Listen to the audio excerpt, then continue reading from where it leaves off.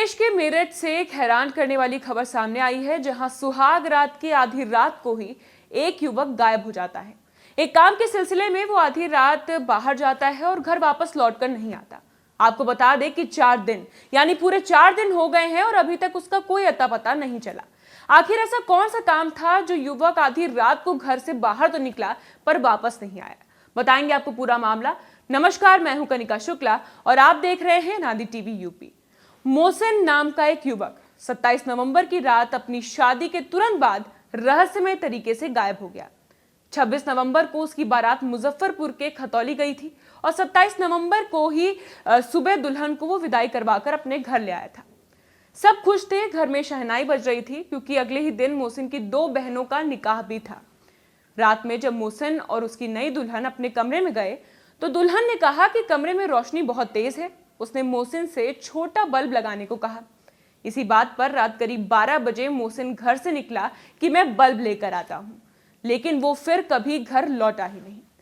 दुल्हन पूरी रात उसका इंतजार करती रही। घर वालों ने सोचा शायद किसी काम में लेट हो गया होगा, लेकिन सुबह तक भी उसका कोई अता पता नहीं चला। इसी चिंता के बीच अगले दिन उसकी 2 बहनों का निकाह भी था। दोनों को बिना भाई के ही विदा करना पड़ा।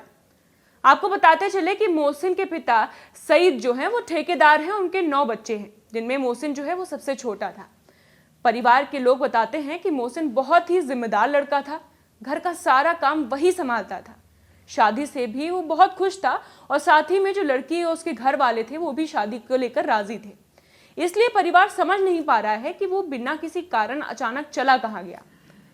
मोहसिन की मां फरीदा का कहना है कि बेटे ने जाते समय उनसे कुछ नहीं कहा। वो कभी गांव से बाहर तक बिना बताए नहीं जाता था।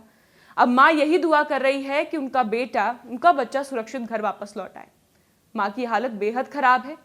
कभी नई बहू आई, बेटियों की डोली उठी और इसी बीच बेटा गुम हो गया। परिवार ने दुल्हन को भी उसके मायके भेज दिया है क्योंकि माहौल खराब होने के कारण बहू का भी मन घर पर नहीं लग रहा था।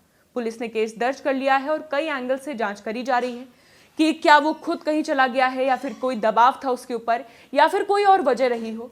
सीसीटीवी फुटेज में मोहसिन आखिरी बार गंग नहर के आसपास दिखा था, तो पुलिस जो है वो नहर में भी सर्च ऑपरेशन चला रही है और आसपास के सभी कैमरे खंगाल रही है।